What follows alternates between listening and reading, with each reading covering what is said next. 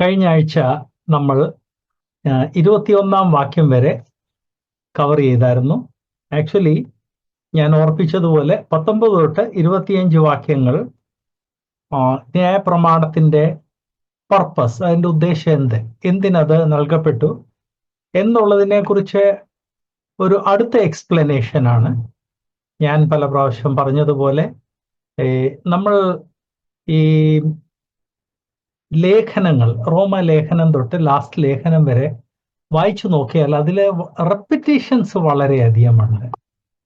നമ്മളും ദൈവവചനം പഠിപ്പിക്കുമ്പോൾ റെപ്പിറ്റേഷൻ അതിന്റെ ഭാഗമായിരിക്കണം എന്നോർപ്പിക്കട്ടെ. വെറും 25 വാക്യങ്ങളുള്ള യൂദായുടെ ലേഖനം എടുത്താൽ അതിൽ പോലും റെപ്പിറ്റേഷൻ ഉണ്ട്. ഇതേ ഫോർമുലയാണ് അത് ഫോളോ ചെയ്യുന്നത്. ആദ്യം ഇൻട്രൊഡക്ഷൻ, അത് കഴിഞ്ഞ് ഉപദേശം, അത് കഴിഞ്ഞ് പ്രാക്ടിക്കൽ ആപ്ലിക്കേഷൻ എന്ന അതിൽ വളരെ റെപ്പിറ്റേഷൻ കാണുന്നു. റെപ്പിറ്റേഷന്റെ ഭാഗമായിട്ട് അവിടെ ഗലാത്യയിലുള്ളവർ ഓരോ കുടുക്ക് ചോദ്യങ്ങൾ ചോദിച്ചു എന്നിരിക്കും. അതിന്റെ മറുപടിയാണ് 19 തൊട്ട് 25. 22 വാക്യത്തിൽ നാം വായിക്കുന്നത്, എങ്കിലും വിശ്വസിക്കുന്നവർക്ക്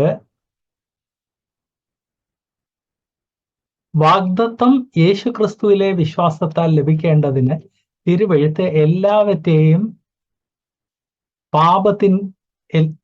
പാപത്തിൻ കീഴ് അടച്ചു കളഞ്ഞു.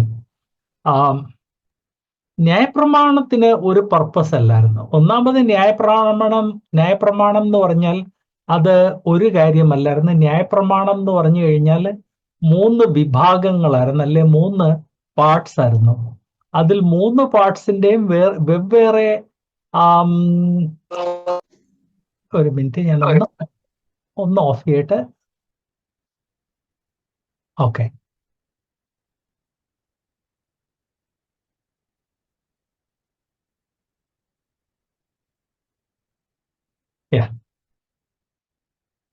ന്യായപ്രമാണത്തിന് 3 പാർട്സ് ഉണ്ടായിരുന്നു. അതിൽ ഓരോ പാർട്ടിന് ഓരോ റോളായിരുന്നു. ആ 3 പാർട്ടിന് ഓരോ റോൾ ഉണ്ടായിരുന്നു എന്ന് പറഞ്ഞാൽ തന്നെ അതിൽ നൈതിക ധാർമ്മിക ജീവിതത്തെ നിയന്ത്രിക്കുന്ന പാർട്ട് അത് എല്ലാ യുഗങ്ങളിൽ ഒരുപോലെ ആപ്ലിക്കബിൾ ആണ് എന്നൂടെ ഞാൻ ഓർപ്പിക്കട്ടെ. അപ്പൊ അങ്ങനെ പറഞ്ഞു വരുമ്പോൾ ദൈവവചനം ഇവിടെ ഓർപ്പിക്കുന്നത്,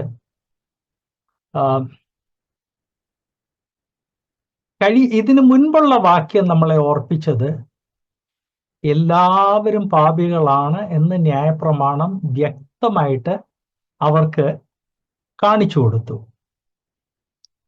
ഇവിടെ പിന്നെയും ഓർപ്പിക്കുന്നത് ദാറ്റ് എല്ലാവരെയും പാപത്തിന് കീഴടച്ചു കളഞ്ഞു. ഈ പ്രപഞ്ചം മുഴുവൻ, അല്ലെ പ്രപഞ്ചത്തിലുള്ള മനുഷ്യർ മുഴുവൻ പാപത്തിന്റെ കീഴിലാണെന്നുള്ളത് വ്യക്തമായിട്ട് കാണിക്കുവാൻ ന്യായപ്രമാണത്തിന് സാധിച്ചു എന്നാണ് ദൈവവചനം ഓർപ്പിക്കുന്നത്. അവിടെ ഇവിടെയും ചിലർ ന്യായപ്രമാണത്തെ വളരെ ലാഘവത്തോടെ കൈകാര്യം ചെയ്തതായിട്ട് നാം ദൈവവചനത്തിൽ കാണുന്നുണ്ട്. അതിന്റെ ബെസ്റ്റ് ഉദാഹരണമാണ് ആ ധനികനായ യുവാവ് കർത്താവിൻ്റെ അടുത്ത് ചെന്നു. ന്യായപ്രമാണം എന്ത് പറയുന്നെന്ന് കർത്താവിനോട് ചോദിച്ചു. അവൻ രക്ഷ പ്രാപിക്കാൻ എന്ത് ചെയ്യണമെന്ന് ചോദിച്ചു. ആക്ച്വലി ഒരു യഹൂദൻ അത് ചോദിക്കേണ്ട ആവശ്യമില്ല, കാരണം ചൈൽഡ്ഹുഡ് തൊട്ട് അവർ ഈ വിഷയങ്ങൾ പഠിച്ചു വരുന്നതാണ്. എന്നാൽ അവനെ തന്നെ നീതിമാൻ എന്ന് കാണിക്കുവാൻ വേണ്ടിയാണ് അവൻ കർത്താവിനോട് ഈ ചോദ്യങ്ങൾ ചോദിച്ചതെന്ന് ദൈവവചനം തന്നെ വ്യക്തമാക്കുന്നു. അപ്പം നീതിമാനാകാൻ എന്ത് ചെയ്യണമെന്ന് ചോദിച്ചു. അപ്പം ന്യായപ്രമാണം അനുസരിച്ച് ജീവിക്കണമെന്ന് പറഞ്ഞു. ഇന്ന് നീ പോയി ന്യായപ്രമാണത്തിനനുസരിച്ച് ജീവിക്കാൻ പറഞ്ഞപ്പോൾ അവന്റെ ഇൻസ്റ്റന്റ് മറുപടിയായിരുന്നു, ബാല്യകാലം തൊട്ട് അതെല്ലാം അനുസരിച്ച് ജീവിച്ചു വന്നിരിക്കുന്നു എന്ന്. നമുക്കറിയാവുന്ന കാര്യമാണ്, ന്യായപ്രമാണത്തിനനുസരിച്ച് ആർക്കും ജീവിക്കാൻ സാധിക്കത്തില്ല. കഴിഞ്ഞ ഈ കർത്താവായ യേശുക്രിസ്തു ലോകത്തിൽ വരുന്നത് വരെ, സൃഷ്ടി തൊട്ട് കർത്താവ് വരുന്നത് വരെയുള്ള 4000 വർഷങ്ങളിൽ ന്യായപ്രമാണം അവർ സ്വന്തം ജീവിതത്തിൽ പൂർണ്ണമായിട്ട് ഫുൾഫിൽ ചെയ്ത കർത്താവ് മാത്രമേ ഉള്ളൂ. കർത്താവ് കഴിഞ്ഞിട്ടും ആരും അത് ഫുൾഫിൽ ചെയ്തിട്ടില്ല. സോ അങ്ങനെ ഇരിക്കുമ്പോൾ ഈ യഹൂദൻ ഞാൻ ചൈൽഡ്ഹുഡ് തൊട്ട് അതെല്ലാം ആചരിച്ചു വരുന്നു എന്ന് ഇഗോയോടെ പറഞ്ഞപ്പോൾ, ഇവൻ ന്യായപ്രമാണം അല്ലെ ന്യായപ്രമാണം ആചരിച്ചിട്ട് പോലും അവന് വേണ്ട രീതിയിൽ അവൻ പാപിയാണ് എന്നുള്ളത് ആയില്ല. അതുകൊണ്ടാണ് കർത്താവ് ന്യായപ്രമാണത്തിൽ നിന്നുള്ള ഒരു ക്ലോസ് എടുത്തിട്ട് അത് ശകലം ഒന്ന് പരിഷ്കരിച്ചിട്ട് അവനോട് പറഞ്ഞ് നിനക്കുള്ളതെല്ലാം വിറ്റ് നീ പാവപ്പെട്ടവർക്ക് കൊടുക്കുക എന്ന്. അത് പറഞ്ഞു കഴിഞ്ഞപ്പോൾ അത് അവന് ചെയ്യാൻ മനസ്സില്ലായിരുന്നു, ചെയ്യാൻ സാധിക്കത്തില്ല എന്ന് മനസ്സിലായിട്ടാണ് അവൻ അവിടുന്ന് പോയത്. സോ കർത്താവ് പറഞ്ഞ കാര്യത്തിൽ അവൻ ലംഘനക്കാരനാണ് എന്ന് മനസ്സിലായി തന്നെയാണ് അവൻ അവിടുന്ന് പോയത്. ഏത് രീതിയിൽ ന്യായപ്രമാണം എടുത്താലും ഓണസ്റ്റ് ആയിട്ട് ന്യായപ്രമാണത്തിന്റെ ഡിമാൻഡ്സ് മനസ്സിലാക്കുന്നവർക്ക് ആ ഡിമാൻഡ് അവർക്ക് പൂർത്തിയാകാൻ സാധിക്കത്തില്ലെന്ന് മനസ്സിലായി അവർ പാപികളാണ് എന്ന് വ്യക്തമാകും. അതാണ് ഈ വാക്യം നമ്മളെ ഇവിടെ ഓർപ്പിക്കുന്നത്. ഒരു കാര്യം കൂടെ ഈ വാക്യം നമ്മളെ ഓർപ്പിക്കുന്നു. ദൈവവചനത്തിൽ നാം കാണുന്ന എല്ലാ പ്രസ്താവനകളും ഹ്രസ്വമാണെങ്കിലും ദീർഘമാണെങ്കിലും അതിനൊരു പർപ്പസ് ഉണ്ട്. ആ പർപ്പസിന് വേണ്ടിയാണ് കർത്താവ് ആ സ്റ്റേറ്റ്മെന്റ് അവിടെ വെച്ചിരിക്കുന്നത്. ഈവൻ സാധാരണ കുട്ടികളെ നമ്മൾ കാണാതെ പഠിപ്പിക്കാൻ വേണ്ടി ഏറ്റവും ചെറിയ വാക്യമായിട്ട് അവരെ പഠിപ്പിക്കുന്ന അന്ന് യേശു കണ്ണുനീർ വാർത്തു. ഈവൻ അതിന് ഒരു പർപ്പസ് ഉണ്ട്. നമ്മൾ പഠിപ്പിക്കുന്നതിനല്ല, നമ്മൾ പഠിപ്പിക്കുന്ന അവർ ഈസി ആയിട്ട് പഠിക്കാൻ വേണ്ടിയാ. ആ വാക്യം ദൈവവചനത്തിൽ വെച്ചിരിക്കുന്നതിന് ഒരു പർപ്പസ് ഉണ്ട്. ഒരു വള്ളിയും പുള്ളിയും പോലും മാറിപ്പോകത്തില്ലെന്ന് പറഞ്ഞു കഴിഞ്ഞാൽ ദൈവവചനത്തിൽ പറഞ്ഞിരിക്കുന്ന എല്ലാ കാര്യത്തിനും പർപ്പസ് ഉണ്ട്. ദൈവം അതവിടെ വെച്ചിരിക്കുകയാണ് എന്ന് നമ്മളെ ഓർപ്പിക്കുന്നു. ഇതേ ഐഡിയാസ് എല്ലാവരെയും പാപത്തിന്റെ കീഴിൽ കൊണ്ടുവരിക, അല്ലെ എല്ലാവരും പാപികളാണ് എന്ന് വ്യക്തമാക്കുക എന്ന് ന്യായപ്രമാണത്തിന്റെ മറ്റൊരു പർപ്പസ് ആണ് എന്നുള്ളത് ദൈവവചനത്തിൽ മറ്റു പലയിടത്ത് നമ്മൾ കാണുന്നുണ്ട്. അതുമായിട്ട് ലിങ്ക്ഡ് ആയിട്ടുള്ള ആശയങ്ങൾ. റോമലേഖനം 3:23 നാം വായിക്കുന്നത്, റോമർ 3:23, എല്ലാവരും പാപം ചെയ്തു ദൈവ തേജസ് ഇല്ലാത്തവരായി തീർന്നു. പാപത്തിന്റെ സാർവലൗകികത ഇത് കാണിക്കുന്നു. പാപം സാർവലൗകികമാ. പാപം ചെയ്തിട്ടില്ലാത്ത ആരും ഈ ലോകത്തിൽ ഇല്ല. ന്യായപ്രമാണം കൂടി ഈ ലോകത്തിൽ വന്ന് അതിനനുസരിച്ച് ജീവിക്കാൻ വേണ്ടി ശ്രമിക്കുമ്പോൾ ഞാൻ പാപിയാന്നുള്ള അതുകൊണ്ട് എല്ലാവർക്കും മനസ്സിലായിരിക്കണം. വളരെ വിരളമായിട്ടുള്ള ആളുകളെ ഉള്ളൂ ഈ ന്യായപ്രമാണം ആചരിക്കാൻ ശ്രമിച്ചിട്ട് പോലും ഞാൻ പാപിയാണ് എന്നുള്ളത് മനസ്സിലാക്കാത്തത്. ബേസിക്കലി മനസ്സിലാകാത്തതല്ല, അവർ ഞാൻ പാപിയാണെന്നുള്ളത് സമ്മതിക്കാൻ തയ്യാറല്ല. ദൈവവചനം ഓർപ്പിക്കുന്നത് ലോകത്തില് എല്ലാവരും പാപം ചെയ്ത് ദൈവ തേജസ് ഇല്ലാത്തവരായി തീർന്നു എന്നാണ്. മനുഷ്യന് അറിയാം, എന്നാൽ അത് പലരും മറച്ചു വെക്കാൻ നോക്കാറുണ്ട്. റോമലേഖനം 11:32 നാം വായിക്കുന്നത്, റോമലേഖനം 11:32, ദൈവം എല്ലാവരോടും കരുണ കാണിക്കേണ്ടതിന് എല്ലാവരെയും അനുസരണക്കേടിൽ അടച്ചു കളഞ്ഞു. അത് മലയാളത്തിൽ അങ്ങോട്ട് വായിക്കുമ്പം പെട്ടെന്ന് തോന്നും ദൈവമാണ് അവരെ കൊണ്ട് അനുസരണക്കേട് ചെയ്യിപ്പിക്കുന്നതെന്ന്. അതല്ല ഈ വാക്യം ഉദ്ദേശിക്കുന്നത്. ഈ വാക്യം ഉദ്ദേശിക്കുന്നത് എല്ലാവരോടും ദൈവം എല്ലാവരോടും കരുണ കാണിക്കാൻ ആഗ്രഹിക്കുന്നു. എന്നാൽ എല്ലാവരും അവർ പാപികളാണെന്നുള്ളത്, ലംഘനക്കാരാണെന്നുള്ളത് മനസ്സിലാക്കണം. അത് മനസ്സിലാക്കാൻ വേണ്ടി ദൈവം ന്യായപ്രമാണത്തെ ഉപയോഗിച്ചു. അങ്ങനെ ന്യായപ്രമാണത്തെ ഉപയോഗിച്ചതിന്റെ കാരണം കൊണ്ട് എല്ലാവരെയും അനുസരണക്കേടിൽ അടച്ചു കളഞ്ഞു. എല്ലാവരെയും അനുസരണക്കേട് ചെയ്യിപ്പിച്ചു എന്നല്ല എന്ന് ഞാൻ ഒരു പ്രാവശ്യം കൂടെ ഓർപ്പിക്കട്ടെ. ഗലാത്യ ലേഖനം ഇപ്പൊ നമ്മൾ വായിച്ച ആ 3:22, ദൈവം എല്ലാവരും പാപികളാണെന്ന് എല്ലാവരെയും കൺവിൻസ് ചെയ്യാൻ ആഗ്രഹിക്കുന്നു. അതേ ആശയം ഇവിടെയും നമ്മൾ കാണുന്നു. എഫേസ്യ ലേഖന 2:8-9, എഫേസ്യർ 2:8-9, കൃപയാലല്ലോ നിങ്ങൾ വിശ്വാസം മൂലം രക്ഷിക്കപ്പെട്ടിരിക്കുന്നത്, അതിനും നിങ്ങൾ കാരണമല്ല, ദൈവത്തിന്റെ ദാനമത്രേ, ആരും പ്രശംസിക്കാതിരിപ്പാൻ പ്രവർത്തികൾ മൂലമല്ല. പ്രവൃത്തികളിൽ കൂടെ ആർക്ക് രക്ഷ പ്രാപിക്കാൻ സാധിക്കത്തില്ല. ന്യായപ്രമാണം ഏത് ജനതയ്ക്ക് ദൈവം കൊടുത്തു, ആ ജനതയ്ക്ക് ആ ന്യായപ്രമാണത്തിനനുസരിച്ച് ജീവിക്കുവാൻ ശ്രമിച്ചപ്പോൾ അവർ നീതിമാന്മാരല്ല എന്ന് വ്യക്തമായി. അങ്ങനെ വ്യക്തമായതുകൊണ്ട് ആരും പ്രശംസിക്കാതിരിപ്പാൻ പ്രവൃത്തികൾ മൂലം അല്ലെന്ന് പറയുന്ന ഈ ദൈവവചനം അവർക്ക് പ്രശംസിക്കാൻ ഒന്നുമില്ല എന്ന് യഹൂദന് വ്യക്തമാക്കി കൊടുത്തു. റോമാലേഖനം 3:22. റോമർ 3:22. അത് യേശുക്രിസ്തുവിലുള്ള വിശ്വാസം മൂലം വിശ്വസിക്കുന്ന എല്ലാവർക്കും വരുന്ന ദൈവത്തിന്റെ നീതി തന്നെ, ഒരു വ്യത്യാസവുമില്ല.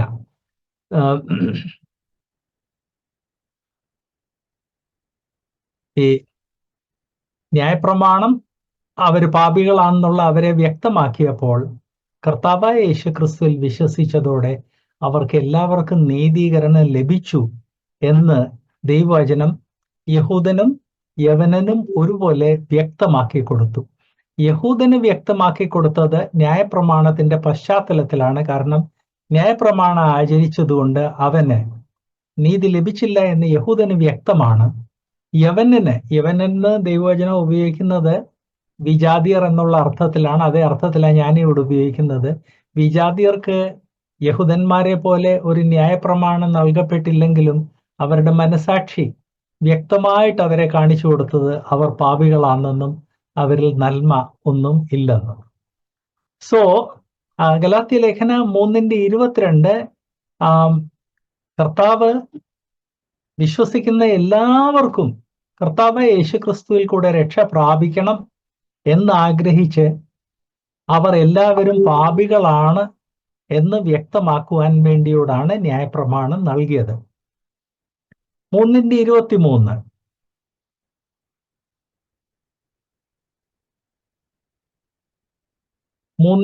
ഗലാത്യർ 3:23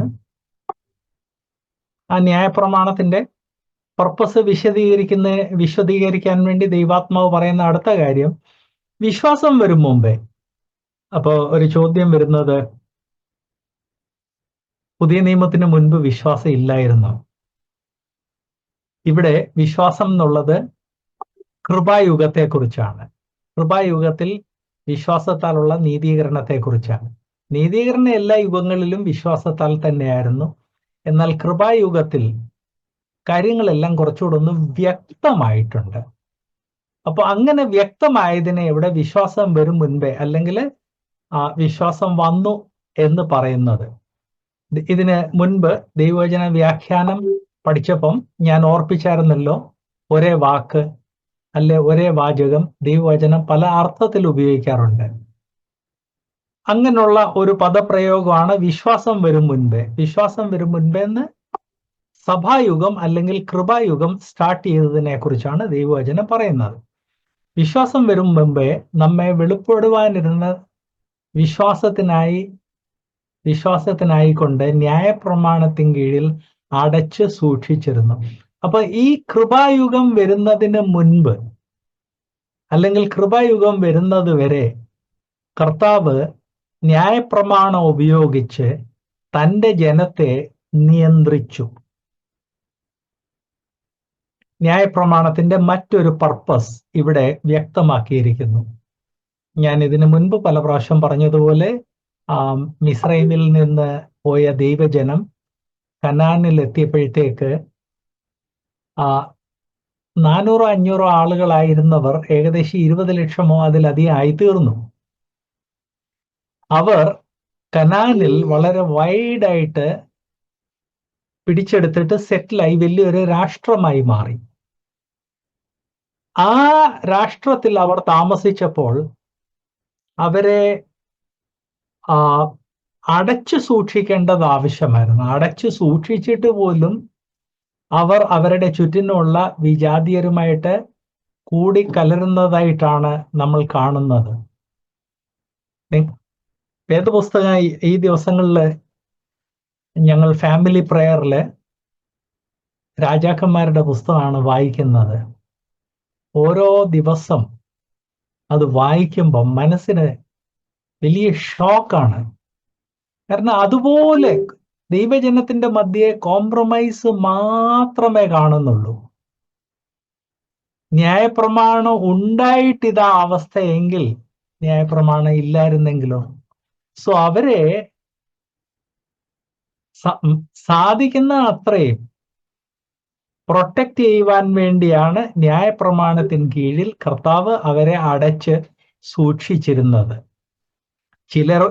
ധാരാളം ആളുകൾ വിശ്വാസത്തിൽ നിന്ന് തെറ്റിപ്പോയെങ്കിലും ഒരു കാര്യം ക്ലിയർ ആണ്, പഴയ നിയമത്തിൽ എന്നും ഒരു ശേഷിപ്പുണ്ടായിരുന്നു.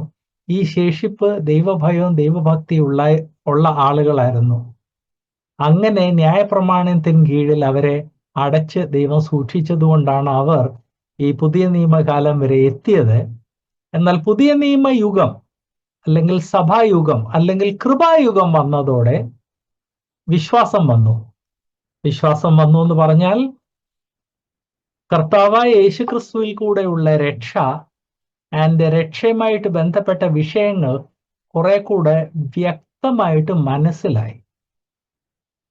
പ്രത്യേകിച്ച് ഈ പുതിയ നിയമത്തിലെ ലേഖനങ്ങൾ വന്നതോടെ വിഷയങ്ങൾ വളരെയധികം വ്യക്തമായി. കാരണം പഴയ നിയമത്തിൽ രക്ഷ, പാപം, രക്ഷ, നീതി, രക്ഷയുടെ ആവശ്യം, വിശ്വാസത്താലെയുള്ള രക്ഷ, ഇതെല്ലാം വ്യക്തമായിട്ട് പഴയ നിയമത്തിൽ പറഞ്ഞിട്ടുണ്ടെങ്കിലും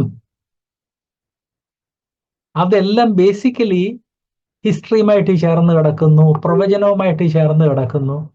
എന്നാൽ ഈ വിഷയങ്ങൾ വളരെ കോൺസെൻട്രേറ്റഡ് ആയിട്ട് ദൈവാത്മാവ് വിശ്വാസികൾക്ക് നൽകിയത് റോമാലേഖനം തൊട്ട് യൂദായുടെ ലേഖനം വരെയാണ്. അതിനെക്കുറിച്ചാണ്. അപ്പൊ ഈ യുഗത്തെക്കുറിച്ചും ഈ യുഗത്തിൽ നടന്ന കാര്യങ്ങളെക്കുറിച്ചുമാണ് വിശ്വാസം വന്നു എന്ന് പറഞ്ഞിരിക്കുന്നത്. വിശ്വാസം വരുന്നതിന് മുൻപ് അവരെ സൂക്ഷിക്കാൻ വേണ്ടിയാണ് ദൈവാത്മാവ് ന്യായപ്രമാണം നൽകിയത്.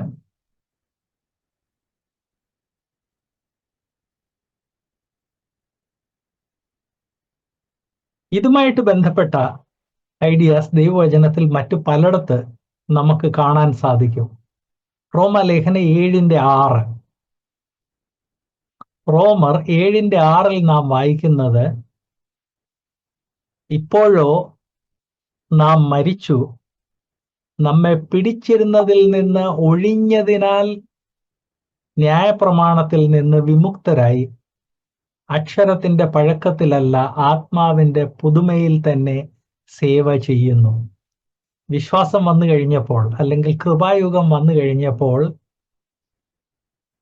നമ്മളെ പിടിച്ച് അടിമത്വത്തിൽ നിർത്തിയിരുന്ന ആ ന്യായപ്രമാണത്തിൽ നിന്ന് വിമുക്തരായി ആത്മാവിന്റെ പുതുമയിൽ തന്നെ നാം സേവ ചെയ്യുന്നു. ഇവിടെ ഓർപ്പിക്കാൻ ആഗ്രഹിക്കുന്നത്, പഴയ നിയമത്തിൽ പരിശുദ്ധാത്മാവിന്റെ ഗൈഡൻസ് എല്ലാവർക്കും ഉണ്ടായിരുന്നെങ്കിലും പുതിയ നിയമത്തിൽ വിശ്വാസികളുടെ കൂടെ പരിശുദ്ധാത്മാവിന്റെ പ്രസൻസ് പഴയ നിയമത്തെക്കാൾ വളരെയധികം ഉണ്ട്. പരിശുദ്ധാത്മാവിന്റെ പ്രവർത്തനവും പുതിയ നിയമകാലത്ത് വളരെയധികമുണ്ട്.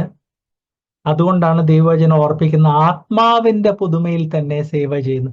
പരിശുദ്ധാത്മാവിന്റെ സ്നാനം, പരിശുദ്ധാത്മാവിന്റെ നിറവ്, പരിശുദ്ധാത്മാവിന്റെ നിയന്ത്രണം, ഇതെല്ലാം വന്നതോടെ നമ്മുടെ ആത്മീയ ജീവിതം പഴയ നിയമത്തിൽ നിന്ന് വളരെ ഭിന്നമാണ്. പഴയ നിയമത്തിൽ ഒരു ബാഹ്യ ന്യായപ്രമാണം ആവശ്യമായിരുന്നു. പുതിയ നിയമത്തിൽ പരിശുദ്ധാത്മാവ് നമ്മളിൽ അധിവസിക്കുന്നതിന്റെ കാരണം കൊണ്ട് ദൈവത്തിന്റെ നൈതിക ധാർമ്മിക ന്യായപ്രമാണം ആത്മാവിന്റെ നിറവിൽ, ആത്മാവിന്റെ ഫലത്തിൽ കൂടെ നാം പ്രസന്റ് ചെയ്യുന്നു. അതാണ് അക്ഷരത്തിന്റെ പഴക്കത്തിലല്ല, ആത്മാവിന്റെ പുതുമയിൽ തന്നെ സേവ ചെയ്യുന്നു. ഇവിടെ ഒരു നിമിഷം ഒന്ന് പോസ് ചെയ്തിട്ട് നാം നമ്മളോട് തന്നെ ചോദിക്കേണ്ട ഒരു ചോദ്യമുണ്ട്. ആത്മാവിന്റെ ആ പുതുമയിൽ ഞാൻ ജീവിക്കുന്നുണ്ടോ? അത് ഞാൻ ചോദിക്കാൻ ഒരു പ്രത്യേക കാരണമുണ്ട്. അടുത്ത ഇടയ്ക്ക് ഞാൻ ഒരു ചർച്ച വായിക്കുകയായിരുന്നു. ഞാൻ അതിൻ്റെ ഭാഗമല്ലായിരുന്നു. ആ ചർച്ചയില് ഒരു വേർപാട് സഭയെക്കുറിച്ച് നല്ലതുപോലെ അറിയാവുന്ന ഒരു നോൺ ബ്രദറൻ സഹോദരൻ പറഞ്ഞു, കേരളത്തിലെ വേർപാട് സഭ 2030 അപ്പുറം കടക്കത്തില്ല, അതിനു മുൻപ് ഈ സഭ ഇല്ലാതാകും. അത് വലിയൊരു അതിശയോക്തിയാണ്. എന്നാൽ ആ അതിശയോക്തിയിൽ നമ്മളെ ചിന്തിപ്പിക്കേണ്ട ഒരു സത്യമുണ്ട്. നമ്മൾ ഈ ആത്മാവിന്റെ പുതുമയിൽ ജീവിക്കുന്ന കാര്യത്തിൽ നമുക്ക് പലയിടത്തും വലിയ പരാജയം സംഭവിക്കുന്നുണ്ട്. അതിന്റെ കാരണം കൊണ്ട് വേർപാടിന്റെ പുറത്തു നിന്ന ആളുകൾ നമ്മളെ നോക്കുമ്പോൾ, ഇവർ ആത്മാവിനെ കുറിച്ചൊക്കെ സംസാരിക്കുന്നു, പരിശുദ്ധാത്മാവിനെ കുറിച്ച് പറയുന്ന ഇവർക്ക് ജീവിതമില്ല. അതിന്റെ വെളിച്ചത്തിൽ ഈ സഹോദരൻ പറഞ്ഞ അതിശയോക്തിയാണ്. അതിശയോക്തി നമ്മുടെ കണ്ണുകളെ തുറപ്പിക്കേണ്ടതാണ്.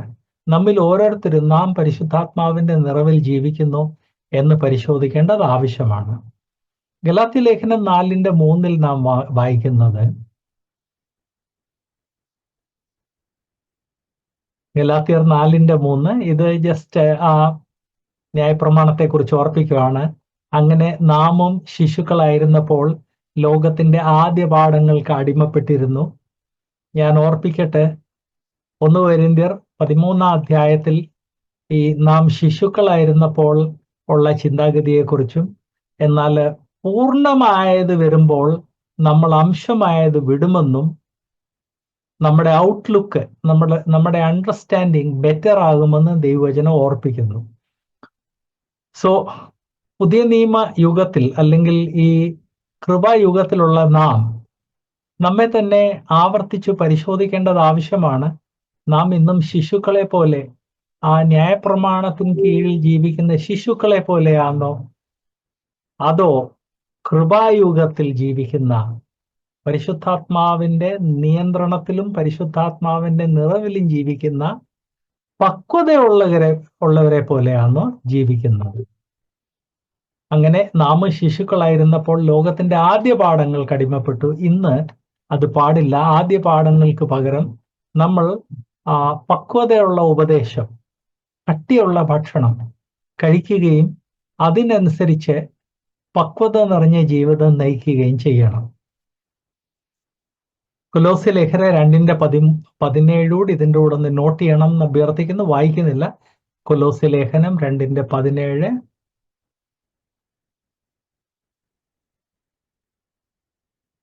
എബ്രായർ 9:10 ഈ വിഷയത്തെ, ന്യായപ്രമാണത്തിന്റെ ചടങ്ങുകളുടെ പോർഷനെ കുറിച്ച് ഒരു കാര്യം ഓർപ്പിക്കുന്നു. എബ്രായ ലേഖനം 9:10, ഇവ ഭക്ഷണപാനീയങ്ങൾ, വിവിധ സ്നാനങ്ങൾ എന്നിങ്ങനെ ശരീര സംബന്ധമായ ചട്ടങ്ങളെ ആകുന്നുള്ളൂ.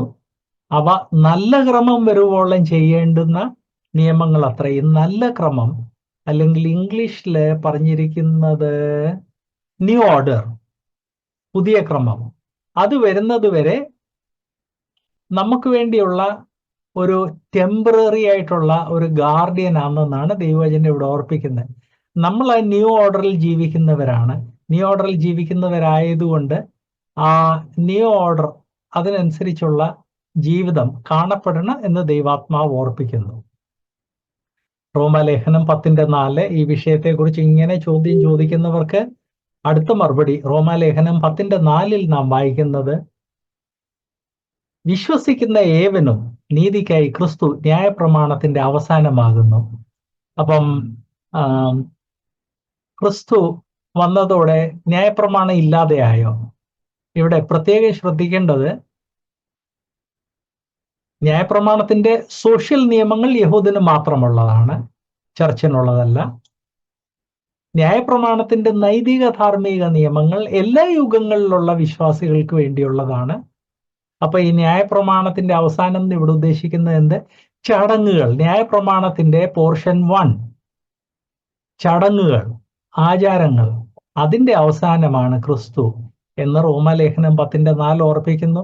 ഗലാത്യരോട് മാത്രമല്ല, റോമ വിശ്വാസികളോടും മറ്റ് പല വിശ്വാസികളോടും ദൈവാത്മാവ് ആവർത്തിച്ചു പറഞ്ഞ ഒരു കാര്യമാണ്, യഹൂദന്മാരിൽ നിന്ന് രക്ഷിക്കപ്പെട്ടു വന്ന നിങ്ങൾ ന്യായപ്രമാണത്തോട് ഉള്ള അറ്റാച്ച്മെന്റ് അത് നല്ലതാണെങ്കിലും നിങ്ങൾ ന്യായപ്രമാണത്തിന്റെ ചടങ്ങുകൾക്ക് കീഴിലല്ല എന്ന് മനസ്സിലാക്കണം.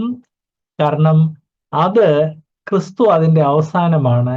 ഇനി ന്യായപ്രമാണത്തിന്റെ ധാർമ്മിക നൈതിക നിയമങ്ങൾക്ക് അത് മാത്രമേ നിങ്ങൾക്ക് ആപ്ലിക്കബിൾ ഉള്ളൂ. അത് ജഡത്തിന്റെ ശക്തിയിലല്ല, ദൈവാത്മാവിന്റെ നിറവിൽ ജീവിക്കുമ്പോൾ ദൈവാത്മാവ് നിങ്ങളിൽ കൂടെ അക്കാര്യങ്ങളെല്ലാം അത് ചെയ്യുന്നതായിരിക്കും. അല്ലെങ്കിൽ നിങ്ങൾ ആ നൈതിക ധാർമ്മിക നിയമങ്ങൾ അനുസരിക്കുന്നതായിരിക്കും. 3-ാം അധ്യായത്തിന്റെ 24-ാം വാക്യം, ഗലാത്യ ലേഖനം 3:24. അങ്ങനെ നാം വിശ്വാസത്താൽ നീതീകരിക്കപ്പെടേണ്ടതിന് ന്യായപ്രമാണം ക്രിസ്തുവിന്റെ അടുക്കലേക്ക് നടത്തുവാൻ നമുക്ക് ശിശുപാലകനായി ഭവിച്ചു. ന്യായപ്രമാണത്തിന്റെ പർപ്പസ് എന്ത് എന്ന് ചോദിക്കുന്ന ചോദ്യത്തിന്റെ മറുപടികൾ ഇങ്ങനെ പറഞ്ഞു വരുമ്പോൾ ദൈവാത്മാവ് അടുത്ത കൺസെപ്റ്റ് ഇവിടെ ഇൻട്രൊഡ്യൂസ് ചെയ്യുന്നു, ശിശുപാലകൻ. ഇംഗ്ലീഷിൽ കുറെ കൂടെ നല്ലൊരു ട്രാൻസ്ലേഷനാണ് സ്കൂൾ മാസ്റ്റർ. ഗ്രീക്കില് പൈഡാഗോഗോസ് എന്ന് പറയും. അതിൽ നിന്നാണ് ഇന്ന് എഡ്യൂക്കേഷൻ എന്നുള്ളതിന് പെഡാഗോഗി അല്ലെ പെഡാഗോജി എന്നുള്ള വാക്ക് വന്നിരിക്കുന്നത്. വളരെ ചൈൽഡിഷ് ആയിട്ടുള്ള വിഷയങ്ങളെ കുറിച്ച് സംസാരിക്കുക, അത് വളരെ പെഡാന്റിക് ആണെന്ന് പറയും. അതല്ല ഈ ഗ്രീക്ക് വേർഡ് പൈഡ എന്നുള്ളതിൽ നിന്ന് വന്നതാണെന്ന് ഓർപ്പിക്കട്ടെ. അപ്പൊ ന്യായപ്രമാണം മനുഷ്യനെ തന്റെ പാപത്തെക്കുറിച്ച്, പാപം കൺവിൻസ് ചെയ്യാൻ വേണ്ടി ദൈവം തന്നു എന്ന് പറയുമ്പോൾ ദൈവാത്മാവ് പറയുന്ന അടുത്ത കാര്യം ശിശുപാലകനായിട്ട് അല്ലെങ്കിൽ സ്കൂൾ മാസ്റ്ററായിട്ട് തന്നു. ഈ ദൈവാത്മാവ് ഗലാത്യർക്ക് ഈ ലേഖനം എഴുതിപ്പിച്ച സമയത്ത് അന്നത്തെ സൊസൈറ്റിയില് ഒരു ആവറേജ് വീട്ടിൽ പോലും പല അടിമകൾ ഉണ്ടായിരുന്നു. ഈ അടിമകളിൽ ചിലർക്ക് നല്ല അക്ഷരാഭ്യാസമുള്ളവരും പല വിഷയങ്ങളിൽ എക്സ്പേർട്സുമായിരുന്നു. സോ സാധാരണ യജമാനന്മാർ അവരുടെ മക്കളെ പഠിപ്പിക്കുന്ന ചുമതല ഈ അടിമകൾക്ക് കൊടുക്കുമായിരുന്നു. അടിമ ടീച്ചർ അല്ലെ സ്ലേവ് ടീച്ചർ പൈഡാഗോഗോസിന് കൊടുക്കുമായിരുന്നു. അടിമകളെ അങ്ങനെ ചുമതലകൾ ഏൽപ്പിക്കുന്നതിന്റെ ബെസ്റ്റ് ഒരു ഉദാഹരണമാണ് യോസേപ്പ്. യോസേപ്പ് പോത്തിഫറിന്റെ വീട്ടിൽ ചെന്ന് അധികം താമസിക്കാതെ വീട്ടിലുള്ള ചുമതല എല്ലാം പോത്തിഫർ യോസേപ്പിനെ ഏൽപ്പിച്ചു. അത് കഴിഞ്ഞ് ആ കള്ള ആരോപണം വന്ന് യോസേപ്പിനെ ജയിലിൽ അയച്ച് കുറച്ചു കഴിഞ്ഞപ്പോൾ ജയിലർ തന്റെ എല്ലാ റെസ്പോൺസിബിലിറ്റീസും യോസേപ്പിനെ ഏൽപ്പിച്ചതായിട്ട് നാം കാണുന്നു. പ്രത്യേകിച്ച് അതിന്റെ ഭാഗമായിട്ട് രാജാവിന്റെ 2 ഏറ്റവും ടോപ്പ് ഓഫീസേഴ്സ് വന്നപ്പോൾ അവരെ സെർവ് ചെയ്യുന്ന കാര്യം ഏൽപ്പിച്ചതായിട്ട് നാം കാണുന്നു. അപ്പൊ അങ്ങനെ ഈ മിഡിൽ ഈസ്റ്റിൽ സ്ലേവറി ഇല്ലാതെ ആകുന്നത് വരെ, അല്ലെങ്കിൽ ഒരു 1-ാം നൂറ്റാണ്ട്, അപ്രോക്സിമേറ്റ്ലി 1-ാം നൂറ്റാണ്ട് 2-ാം നൂറ്റാണ്ട് വരെ സ്ലേവ്സിന് പല രീതിയിലുള്ള ചുമതലകൾ ഉണ്ടായിരുന്നു. സ്ലേവ്സിന്റെ മധ്യേ പഠിപ്പിക്കാൻ കഴിവുള്ള ആളിനെ കുട്ടികളെ പഠിപ്പിക്കാൻ വേണ്ടി സ്ലേവ് ടീച്ചർ, സ്ലേവ് മാസ്റ്റർ ആയിട്ട് വെക്കുമായിരുന്നു. അതിനെക്കുറിച്ച് ഇവിടെ പറയുന്നത് ന്യായപ്രമാണം ക്രിസ്തുവിന്റെ അടുക്കിലേക്ക് നടത്തുവാൻ നമുക്ക് ശിശുപാലകനായി ഭവിച്ചു. ഈ സ്ലേവ് മാസ്റ്റർ കുട്ടികളെ അക്ഷരാഭ്യാസം തുടങ്ങി. ആ സ്ലേവ് മാസ്റ്ററിന് കഴിവും അറിവുമുള്ള എല്ലാ കാര്യങ്ങളും പഠിപ്പിക്കുമായിരുന്നു. ഈവൻ ആയുധങ്ങൾ ഉപയോഗിക്കുന്നത് പോലെ സ്ലേവ് മാസ്റ്റേഴ്സ് അവരെ പഠിപ്പിക്കുമായിരുന്നു. പഠിപ്പിച്ച് ഫൈനലി ഈ കുട്ടികൾ മെച്യൂർ ആയോ എന്ന് അറിയുവാൻ വേണ്ടി അതിനുള്ള സ്പെഷ്യൽ പരീക്ഷയുണ്ടായിരുന്നു. സ്പെഷ്യൽ പരീക്ഷ കഴിഞ്ഞ് ഇവർ പരീക്ഷ സക്സസ്ഫുള്ളി പാസ് ചെയ്തതുകൊണ്ട് ഇവർ മെച്യൂറായി എന്നുള്ള ഡിക്ലറേഷൻ ഉണ്ടായിരുന്നു.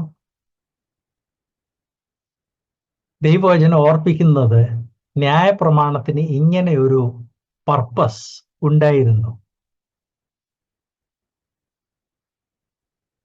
ഈ ശിശു അല്ലെങ്കിൽ ഈ യുവാവ് മെച്യൂർ ആകുന്നത് വരെ, അല്ലെങ്കിൽ നമ്മുടെ ഇന്നത്തെ വൊക്കാബുലറി പറഞ്ഞാൽ ഗ്രാജുവേറ്റ് ആകുന്നത് വരെ ശിശുപാലകന്റെ അണ്ടറിലായിരുന്നു. അവനാണ് ആ വീടിന്റെ അവകാശി. അവൻ വീടിന്റെ അവകാശിയാണെങ്കിൽ പോലും അവൻ വീടിന്റെ അവകാശിയാണെങ്കിൽ പോലും അവൻ ആ മെച്യൂർ ആയി എന്ന് ഡിക്ലെയർ ചെയ്യുന്നത് വരെ അവൻ ആ ശിശുപാലകന്റെ അധീനതയിലായിരുന്നു. അങ്ങനെ അവൻ വീടിന്റെ അധികാരിയാണ്, ഉത്തരാധികാരിയാണ്, എന്നാൽ പോലും ശിശുപാലകന്റെ അണ്ടറിലായിരുന്നു. എന്നും കണ്ട് ശിശുപാലകനല്ല അവിടെ മെയിൻ എന്ന് ദൈവവചനം ഓർപ്പിക്കുന്നു. ശിശുപാലകൻ എന്നും അടിമ എന്നും അടിമയായിരുന്നു. അതുപോലെ തന്നെ ന്യായപ്രമാണം കർത്താവ് യഹൂദന് നൽകിയെങ്കിലും ആ ന്യായപ്രമാണത്തിന്റെ മറ്റൊരു റോൾ അടിമയായ ശിശുപാലകൻ എന്ത് ചെയ്തിരുന്നല്ലേ ശിശുപാലകന്റെ റോൾ പോലെ ആയിരുന്നു. എല്ലാ കുടുംബത്തിലും ഇത് ഓർപ്പിക്കുന്ന മറ്റൊരു കാര്യം, എല്ലാ കുടുംബത്തിലും ട്രെയിൻ ചെയ്ത് പക്വതയിലേക്ക് നയിക്കപ്പെടേണ്ട കുട്ടികൾ ധാരാളമുണ്ട്. ഈ കുട്ടികൾ അറിവില്ലാത്തവരായിട്ട് തുടരാൻ പാടില്ല. ഈ കുട്ടികളെ കുടുംബത്തിന്റെ പുറത്തുള്ള പല രീതിയിലുള്ള ടീച്ചിങ്സ് അവരെ സ്വാധീനിക്കാൻ പാടില്ല. അവരുടെ മനസ്സ് കലുഷമാക്കാൻ പാടില്ല. ഇതെല്ലാം കൂടെ മനസ്സിൽ വെച്ചാണ് കുട്ടികളെ മെച്യൂർ ആകുന്നത് വരെ ശിശുപാലകന്റെ നിയന്ത്രണത്തിൽ പൂർണ്ണമായിട്ട് കൊടുത്തിരുന്നത്. ശിശുപാലകന്റെ അനുവാദം ഇല്ലാതെ അവർക്ക് ആരുമായിട്ടും മിങ്കിൾ ചെയ്യാനുള്ള അനുവാദം പോലും ഇല്ലായിരുന്നു. അതുപോലെ തന്നെയാണ് ന്യായപ്രമാണം. അപ്പൊ ന്യായപ്രമാണത്തിനെ കുറിച്ച് നമ്മൾ ന്യായപ്രമാണത്തിന് കീഴിലല്ലെന്ന് പറയുമ്പോൾ അതിനെക്കുറിച്ച് ഓരോ കുടുക്ക് ചോദ്യങ്ങൾ ചോദിക്കുന്നതിൻ്റെ എല്ലാം മറുപടി പറഞ്ഞു വന്ന് ദൈവാത്മാവ് പെട്ടെന്ന് ഒരു കാര്യം ഇവിടെ സ്പെഷ്യൽ ഒരു കാര്യം ഓർപ്പിക്കുന്നു. കൃപായുഗം അല്ലെങ്കിൽ വിശ്വാസം വരുന്നതിന് മുൻപ് വരെ ആ ശിശുപാലകന്റെ റോളായിരുന്നു, അല്ലെ ശിശുപാലകന്റെ റോൾ കൂടെ ന്യായപ്രമാണത്തിന് ഉണ്ടായിരുന്നു. യഹൂദന്മാര് കനാൻ നാട്ടിൽ പോയി അവർ അവിടെ പെറ്റുപെരുകാൻ തുടങ്ങിയതോടെ, കാരണം എല്ലാ രീതിയിലും കാലാവസ്ഥ, ഭക്ഷണം, മറ്റെല്ലാം അവർക്ക് അനുകൂലമായിരുന്നതുകൊണ്ട് പെറ്റുപെരുകുന്ന സാധ്യത ഉണ്ടായിരുന്നു. അങ്ങനെ അവര് അവിടെ സംഭവിക്കുകയും ചെയ്തു. അങ്ങനെ സംഭവിച്ചപ്പോൾ നൈതിക ധാർമ്മിക നിയന്ത്രണങ്ങൾ ഏർപ്പെടുത്തേണ്ടത് ആവശ്യമായിരുന്നു. അതുകൊണ്ട് ശിശുപാലകനെ പോലെ ന്യായപ്രമാണം അവരെ ഒരു കൺട്രോളിൽ നിർത്തി. പ്രത്യേകിച്ച് ദൈവവചനത്തിന്റെ വെളിച്ചത്തിൽ അവരവരുടെ ജീവിതം വിലയിരുത്താൻ താല്പര്യം ഉണ്ടായിരുന്ന യഹൂദന്മാർക്ക് അവർ പാപികളാണെന്നുള്ളത് ന്യായപ്രമാണം വ്യക്തമായിട്ട് കാണിച്ചു കൊടുത്തു. പഴയ നിയമത്തിലെ നമ്മൾ ഹിസ്റ്ററി വായിക്കുമ്പോൾ ദൈവത്തെ കംപ്ലീറ്റ്ലി പുച്ഛിച്ച് ദൈവത്തെ എതിർത്ത് ജീവിച്ച ധാരാളം വിശ്വാസികളെ കുറിച്ചും നാം കാണുന്നുണ്ട്, രാജാക്കന്മാരെ കുറിച്ച് കാണുന്നുണ്ട്, പുരോഹിത വർഗത്തെക്കുറിച്ചും നമ്മൾ വായിക്കുന്നുണ്ട്. എന്നാൽ അവരുടെ മധ്യേ വളരെയധികം ദൈവഭയമുള്ള ആളുകളെ കുറിച്ചും നാം വായിക്കുന്നു. അങ്ങനെ ദൈവഭയം ഉണ്ടായിരുന്ന ആളുകൾക്ക് ഈ ന്യായപ്രമാണം ഒരു ശിശുപാലകനെ പോലെയായി അവരെ പഠിപ്പിച്ച് ആത്മീക ജീവിതത്തിൽ പക്വതയുള്ളവർ ആക്കി തീർത്തു. ന്യായപ്രമാണത്തെ അനുസരിക്കാൻ മനസ്സില്ലാത്തവരോടോ അവർ ശിശുപാലകൻ അവരെ പഠിപ്പിക്കുന്നതിന്റെ ഫുൾ ബെനിഫിറ്റ് അവർക്ക് ലഭിച്ചില്ലെങ്കിലും ശിശുപാലകൻ ഉള്ളതുകൊണ്ട് അവരുടെ ലംഘനങ്ങൾ ഒരു കൺട്രോളിൽ നിന്നു. ആ കൺട്രോൾ ഇല്ലായിരുന്നെങ്കിൽ ഈ പഴയ നിയമത്തിലെ യഹൂദന്മാരുടെ ജീവിതം ഇതിനേക്കാളൊക്കെ വളരെ വേഴ്സ് ആയിരുന്നേനെ. മനുഷ്യ ചരിത്രം കാണിക്കുന്ന ഒരു കാര്യം, നിയന്ത്രണം ഇല്ലെങ്കിൽ ദൈവജനമാണ് വിജാതിയരെക്കാൾ വഷളായിട്ട് ജീവിക്കുന്നത്. നിങ്ങൾക്ക് ഷോക്ക് തോന്നിയെന്നിരിക്കും. നിയന്ത്രണം ഇല്ലെങ്കിൽ ദൈവജനം എന്ന് പറഞ്ഞാൽ രക്ഷിക്കപ്പെട്ടവരെന്നുള്ള അർത്ഥമല്ല. ഇവിടെ യഹൂദന്മാരും ക്രിസ്ത്യാനികളും. ബാഹ്യ നിയന്ത്രണങ്ങൾ ഇല്ലെങ്കിൽ യഹൂദന്മാരും ക്രിസ്ത്യാനികളും അവരുടെ ചുറ്റിനുള്ള വിജാതിയരെക്കാൾ മോശമായിട്ടാണ് ജീവിക്കുന്നത്. ഇത് ദൈവജനം പ്രത്യേകം മനസ്സിലാക്കേണ്ടതാണ്. പഴയ നിയമത്തിലെ ഹിസ്റ്ററി ദൈവജനം എത്ര മോശമായിരുന്നു എന്നുള്ളതിൽ നിന്ന് നമുക്ക് മനസ്സിലാക്കാൻ സാധിക്കും. പഴയ നിയമത്തിലെ ഈ ഹിസ്റ്ററി നമ്മളെ പുതിയ നിയമം പുതിയ നിയമത്തിൽ നാം ചെയ്യേണ്ട കാര്യങ്ങളൊക്കെ മനസ്സിലാക്കാൻ സഹായിക്കും.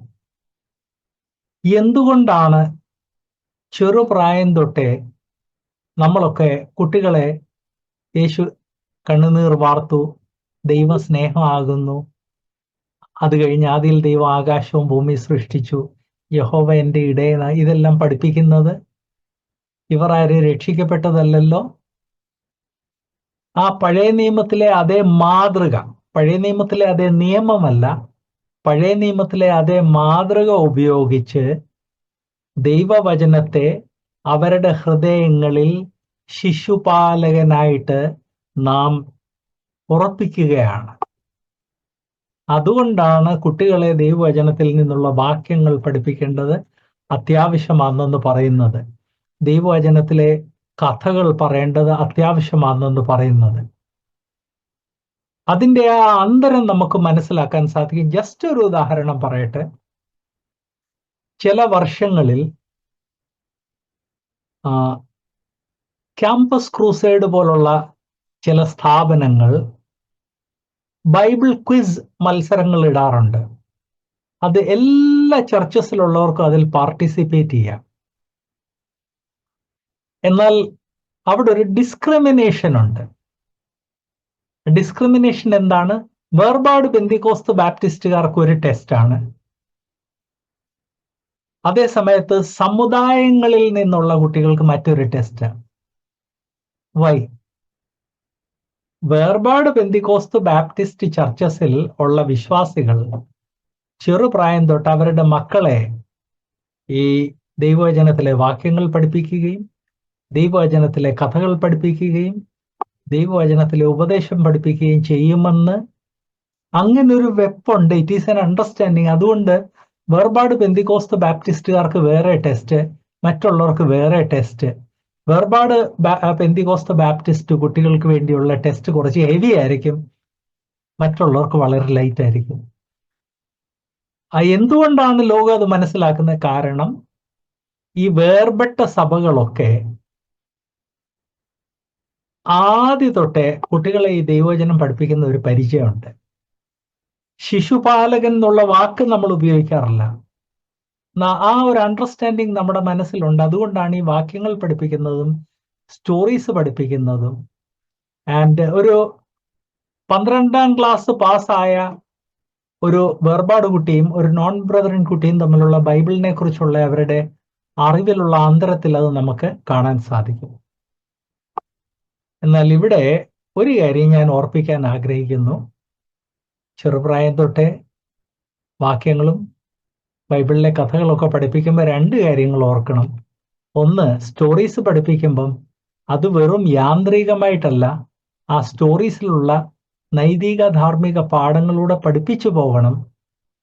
രണ്ട്, ആ നൈതിക ധാർമ്മിക പാഠങ്ങളോട് പഠിപ്പിക്കുന്ന ആളുകൾ ആദരവ് കാണിക്കണം, അവർ റെസ്പെക്റ്റ് കാണിക്കണം, അവരുടെ ജീവിതത്തിൽ അത് അവർ ചെയ്ത് കാണിക്കണം. ഇല്ലെങ്കിൽ ഇത് വെറും ഒരു ഹെഡ് നോളജ്, ബുക്ക് നോളജ് മാത്രമായിട്ട് മാറും. ഇന്ന് എന്നെ ശ്രവിക്കുന്ന സഹോദര സഹോദരിമാരെ എല്ലാവരെയും ഓർപ്പിക്കട്ടെ. ഈ ദൈവവചനം നാം പഠിപ്പിക്കുമ്പോൾ, നമ്മുടെ മക്കളെയും കൊച്ചുമക്കളെയും പഠിപ്പിക്കുമ്പോൾ ഈ കാര്യങ്ങൾ മറക്കരുത്. അതൊരു ഹെഡ് നോളജ് മാത്രമായിരിക്കരുത്.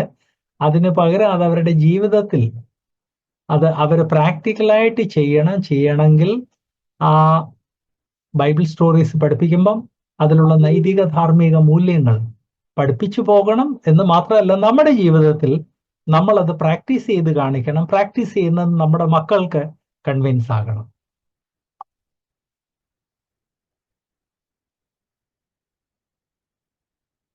പുതിയ നിയമത്തിലുള്ള യഹൂദന്മാര് മാത്രമല്ല പഴയ നിയമത്തെക്കുറിച്ച് മനസ്സിലാക്കേണ്ടത്. പുതിയ നിയമ യുഗത്തിൽ ജീവിക്കുന്ന നമ്മളും പഴയ നിയമത്തെക്കുറിച്ച് മനസ്സിലാക്കേണ്ടത് ആവശ്യമാണ്. പഴയ നിയമത്തിലുള്ള ഈ പലര് പറയുന്ന ഞാൻ കേട്ടിട്ടുണ്ട്, പഴയ നിയമത്തിലെ ദൈവം ഒരു രക്തപാതകനാണെന്ന്. അത് പേരൻസ് ദൈവവചനം വേണ്ട രീതിയിൽ പഠിപ്പിക്കാത്തതിന്റെ കാരണം കൊണ്ടാണ് കുട്ടികൾ പഴയ നിയമത്തിലെ ദൈവത്തെ ഒരു രക്തപാതകനായിട്ട് കാണുന്നത്. പഴയ നിയമത്തിൽ യുദ്ധം നടന്നിട്ടുണ്ട്. ആ യുദ്ധം എന്തുകൊണ്ട് നടന്നു, അതിന്റെ പശ്ചാത്തലം എന്തായിരുന്നു, ഇതെല്ലാം മനസ്സിലാക്കി പേരൻസ് ആണ് അത് പഠിപ്പിച്ചു കൊടുക്കേണ്ടത്. അതുപോലെ തന്നെ വേർപാട് സമൂഹത്തിൽ വന്ന പുതിയതായിട്ട് വന്നിട്ടുള്ള പല ആളുകൾ പഴയ നിയമത്തെ അവഗണിക്കുന്നതായിട്ട് കാണാൻ സാധിക്കും. പഴയ നിയമം എന്തുകൊണ്ട്, എന്തിന് എന്നുള്ള കാര്യങ്ങൾ അവരെ പ്രാദേശിക സഭകളിൽ വേണ്ട രീതിയിൽ പഠിപ്പിക്കാത്തതിന്റെ കാരണം കൊണ്ടാണ്. ഇന്ന് നാം പഴയ നിയമ യുഗത്തിലല്ല, പഴയ നിയമത്തിലെ ന്യായപ്രമാണത്തിന്റെ 3 സെക്ഷൻസിൽ 2 സെക്ഷൻസിന്റെ കീഴിലല്ല. എന്നാൽ അതുകൊണ്ട് ന്യായപ്രമാണം അവഗണിക്കുക എന്നല്ല, മനുഷ്യന്റെ നേച്ചറിനെ, ദൈവ സൃഷ്ടിയെയും മനുഷ്യന്റെ നേച്ചറിനെയും വേണ്ട രീതിയിൽ മനസ്സിലാക്കുവാൻ വേണ്ടി പഴയ നിയമ പശ്ചാത്തലം നമ്മൾ നമ്മുടെ കുട്ടികളെ പഠിപ്പിക്കണം, സൺഡേ സ്കൂൾസിൽ പഠിപ്പിക്കണം, സഭകളിൽ പഠിപ്പിക്കണം എന്നുള്ള കാര്യം ഓർപ്പിക്കട്ടെ. ഇതുമായിട്ട് ബന്ധപ്പെട്ട പല കാര്യങ്ങൾ നമ്മൾ ദൈവവചനത്തിൽ മറ്റു ഭാഗങ്ങളിൽ കാണുന്നുണ്ട്. റോമലേഖനം 10:4 നാം വായിക്കുന്നത്, റോമർ 10:4, വിശ്വസിക്കുന്ന ഏവനും നീതിക്കായി ക്രിസ്തു ന്യായപ്രമാണത്തിന്റെ അവസാനമാകുന്നു.